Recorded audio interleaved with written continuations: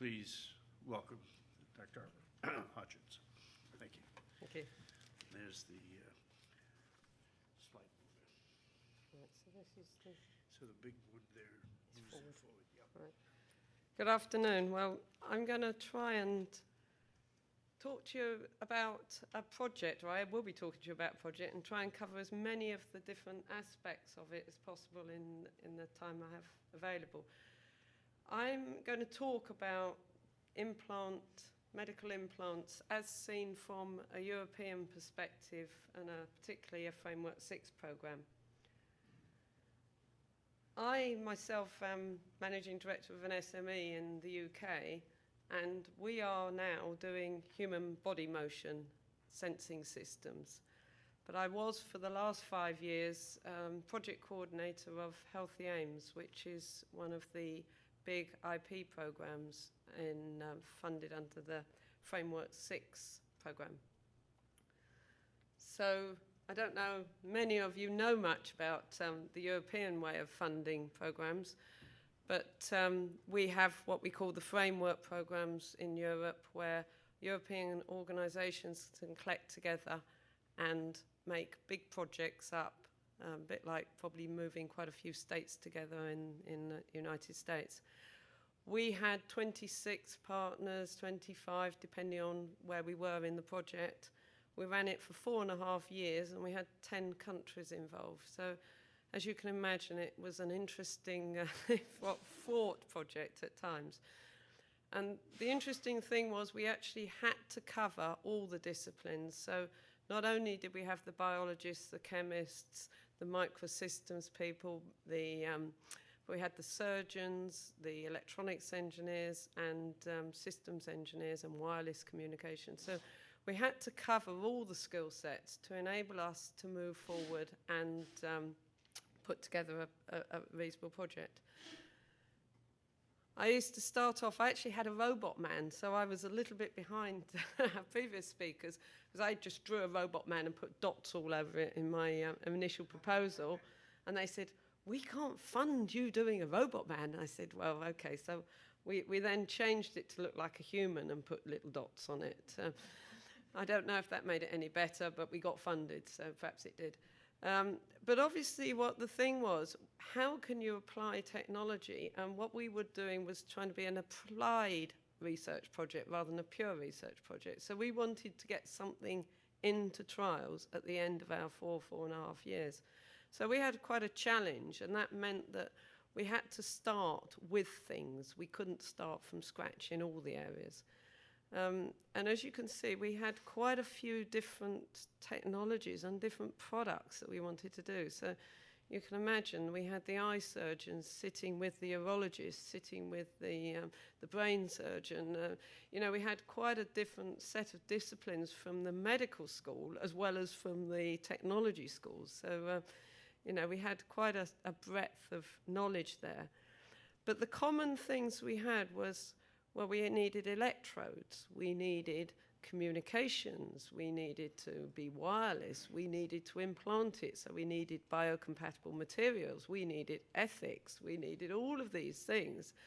And so we had to have all of those things common for each of the products. So it was quite an interesting sort of like concept that we actually had an ethics committee, and we had our own procedures that we had where every single person that was going to go through animal trials or human trials knew what they had to do and could seek guidance from other people. So what were we trying to do? We were trying to advance the state of the art. That's what everybody wants to do. And we were looking more at the niche markets where the big boys weren't, because as you may or may not know, if you look on the consortium, there was a lot of small companies like myself, and we couldn't fight Medtronic, so we had to complement what the big boys were doing. So we were looking at the niche applications. So I'm going to talk about some of the different things, bearing in mind what our goals were. We had products and we had technologies, and I've highlighted 3 that I'm going to give a bit more detail about, but I'm going to give you some slides of all of the products so that you can see where we were and where we got to. The glaucoma sensor is actually a contact lens put onto the eye so it can give you continuous monitoring of the pressure in the eye. At the moment, you have a tomography test where they actually just blast air at you and they look at the movement. That's painful. It has to be done at the ophthalmologist. You can't do it at home. You can't do it for 24 hours. There's a lot of limitations. At the end of the project, we actually had this contact lens, which, for those that are interested, there's a lot of technology involved, but it basically has the strain gauge around the edge, it's got an antenna, it's got all of the electronics, so you can actually interrogate that sensor system remotely, wirelessly, and look at it over a 24-hour period. That the receiver and transmitter is actually worn on a pair of glasses so that you can get power to and from it. And early trials at the end of the project indicate that it actually does work very, very well, and you could certainly see pressure changes in the eye. The retina implant, we've had a lot of discussions about electrodes, putting them in, on, wherever. The retina has, I think, sort of 100 million photodiodes, of which they then translate light to power onto the ganglion cells. When you go blind, you lose the photodiodes. The ganglion cells are still intact, and hence there is a potential for stimulating. So rather than actually going to the brain and finding out which bit is sight, you can actually go to the back of the retina, stimulate the ganglion cells, and send an impulse. Very, very complex, as you can imagine. With these technologies that we've got today, we actually had an array of 48. And I say to people, you can imagine me giving you a camera with 48 pixels, and you'd say, what? You know, I got 3 million on my phone now. But actually, you try and actually specifically address an electrode on the back of a retina, which is a millimetre square. It's very, very difficult. So 48 was a real achievement. And this is now in 3 people walking around Europe, and they have indeed got some form of vision, which is, you know, the first stage. I think there is one company in the US, so Europe and the US were competing head on, Second Sight and our lot at IMI in Europe, and they were both going to clinical trials, all exciting stuff. But this is what it's all about. The first in the world is now out there. And of course, they'll, you know, as we heard yesterday, they'll move very, very quickly. Once you've proven you can do it, you'll then move the technology on to make it better. So this is actually the system, again, the cameras in the glasses, that you wear your little pocket thing to do the processing. There's a lot of processing. Take a picture, analyze it, looking at all these things. There's an awful lot you've got to do. You need quite a big processor, so that's worn around the belt. That then goes to the brain. This is a fully implantable, so it's completely wireless. There's no openings, because anything that's being worn indefinitely, you cannot have an opening. It has to be a wireless transmission into the body. An intracranial pressure sensor. In fact, it was interesting. We had a talk yesterday. We went our own way with a little SME, which unfortunately we didn't get as far as CardioMEMS, but we did learn a lot about the stability of pressure sensors, how to do it, how to get technology into the brain cavity. And we did get to early trials with this. It is a challenge. CardioMEMS said actually it's not a big market, but there are people out there, hydrocephalus patients, if the shunt blocks, they can die. So we are losing people in the world, but it's not a big market. So it's one of those things that no doubt in time these will come in and be available for those people that have a shunt put in. Cochlear implant, actually we were working with a company that already had a cochlear implant, and what they were trying to do was improve it. At the moment you get 22 electrodes, which doesn't give you terribly good sound, but it gives you better than nothing. The idea was to try and improve that, go into the modiolus rather than actually in the cochlear, and investigate ways of doing that. And in fact, one of our partners was IMEC, who we'd heard a talk from yesterday in a different field. So, you know, again, you're combining the technologies, the manufacturing capabilities with the skill sets of the implant manufacturers. And then, of course, we had our own medical implants. We've got Zarlink in our team, who did the mix chip. Again, when we started, they weren't around. As we now know, there's quite a few people doing different communication chips. This one now is actually in production, and it is being sold for going into implants around the world. And it basically is a 433 megahertz. It's the standard that's been accepted across the world, and it is used for looking at stimulating or reading things, but not lots of data. It's not when you want to transfer lots of data. We looked at it for the cochlear, and it was totally unsuitable because you cannot move lots and lots of data quickly. There's a lot of applications, and we will be hearing over the next, I don't know how many years, but very quickly there's these pain sensors, you know, a bit like deadening pain. You can go on to nerves, and you can trigger when you want to for specific things. So, and people are exploring this, the big boys are, and smaller companies. There's sort of little capsules to help people.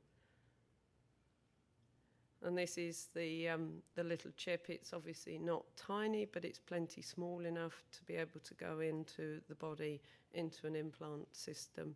And the antenna goes on the outside of the whole implant so that you can interrogate and get the power in and out of it. And then, of course, the base station, again, it's something you wear on your waist. People are used to these sort of things.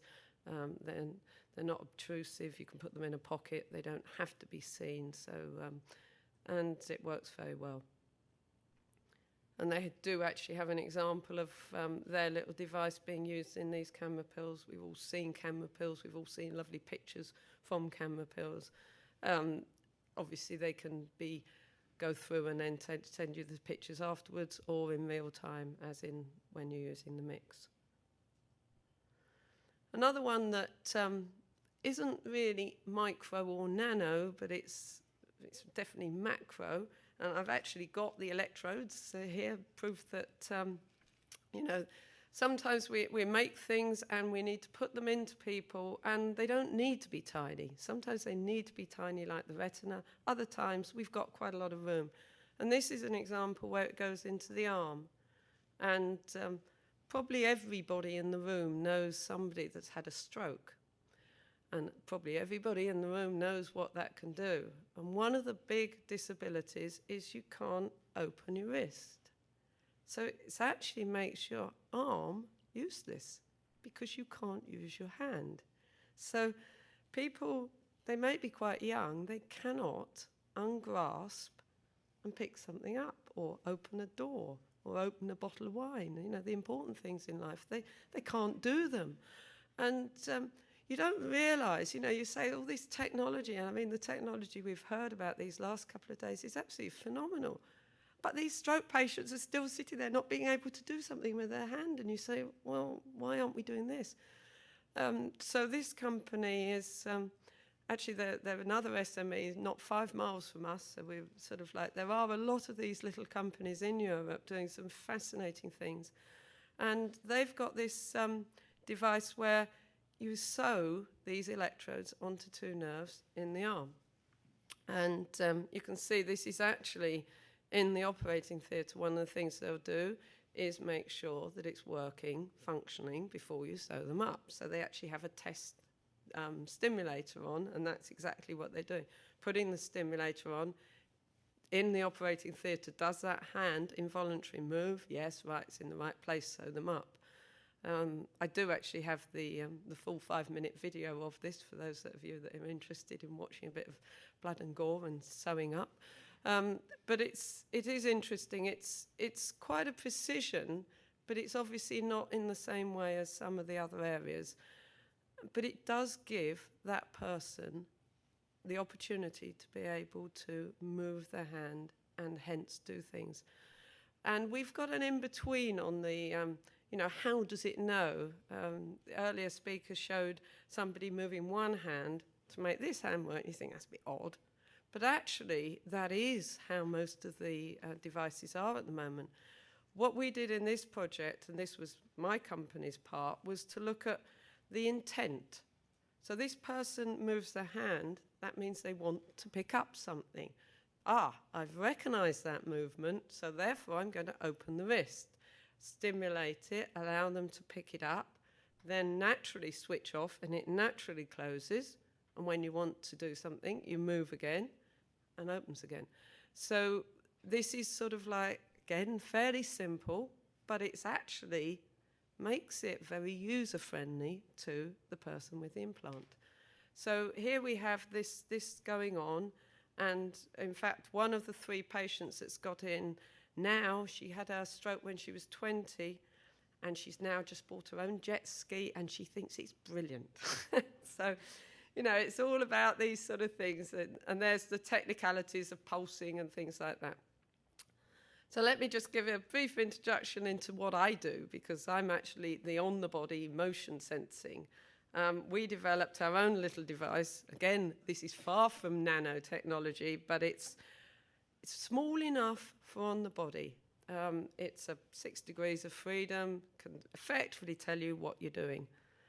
We've been applying this to gait analysis, and I could put it onto any one of you in this room, and I could tell you how you will walk. I can look at you overland. I can look at you on a treadmill.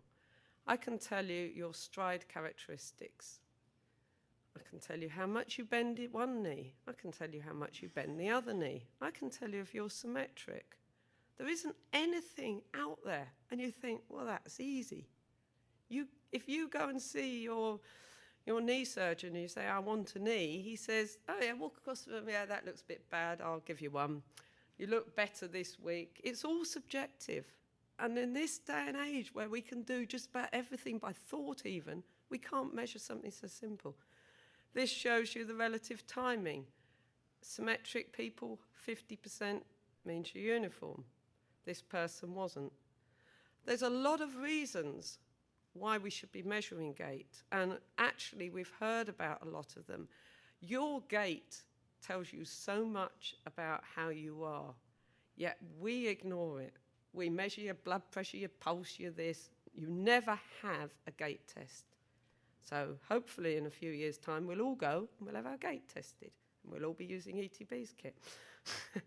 But these are all the things, and all, like I say, all the things we've been talking about. The early signs are often an abnormality in your gait. Early diagnosis is better than, prevention is better than cure. This is showing that we all say people walk differently on and off a treadmill. Do we know? Well, now we do, and yes, you do. So don't use a treadmill to analyse gait. Use it for a bit of exercise if you want, but not. And of course, it can also be used as a decent calorie counter for those of us that want to know how many Mars bars we can eat. So yes, we are exploiting. We're a success. After the 5 years, 4.5 years, we were flagged as one of the good projects, one of the best, because we'd actually focused on doing something and getting something out there rather than more research. And we are now actually putting things onto the market, early stages, but these things are now out there. Thank you very much.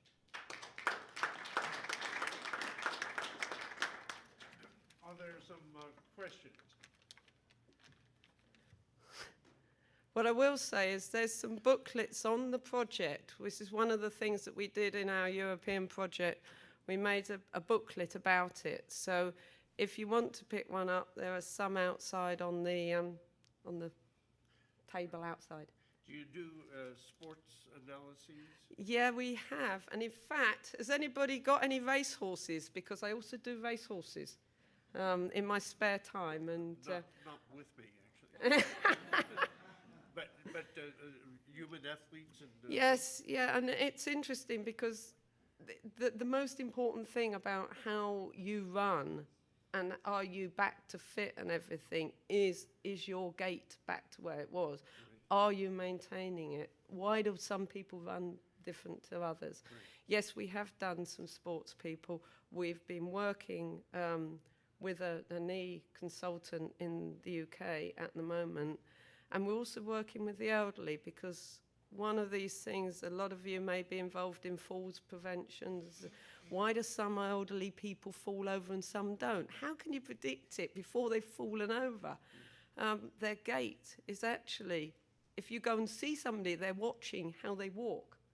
Now we're going to try and quantify, yes, your standard deviation on your stride duration is this. That means you are more likely to fall.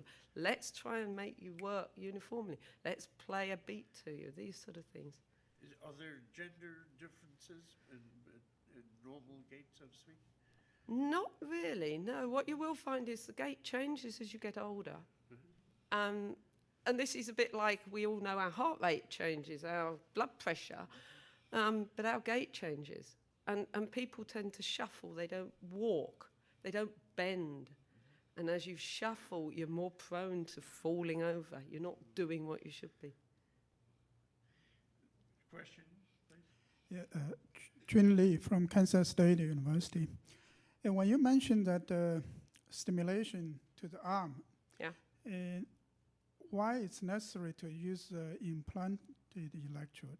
Can you just do the stimulation on skin? Yes, and in fact, if you pick up the booklet, you'll see one of the things, we call it the training aid, is actually on the body.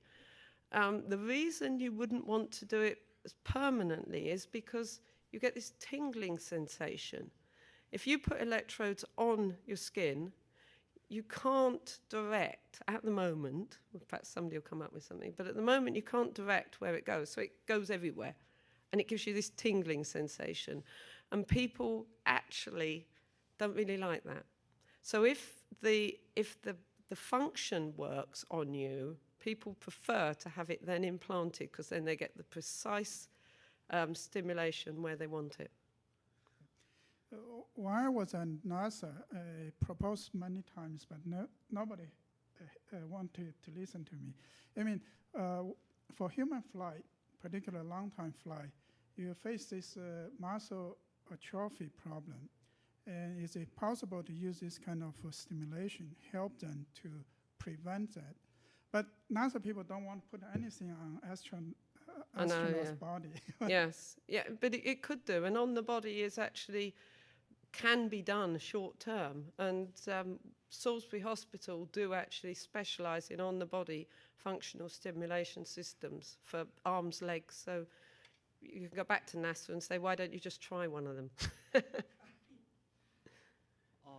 question, please. Okay, Shui Li from Medical College, Georgia. I just want to make comments. I think you just mentioned the arm stimulation, that device, I think this has a great potential. You know, in the pediatric field, there are a lot of cerebral palsy patients. And if you can use this kind of device, they can not only psychologically benefit for the children, but also their muscle, from the rehabilitation point of view, is also good.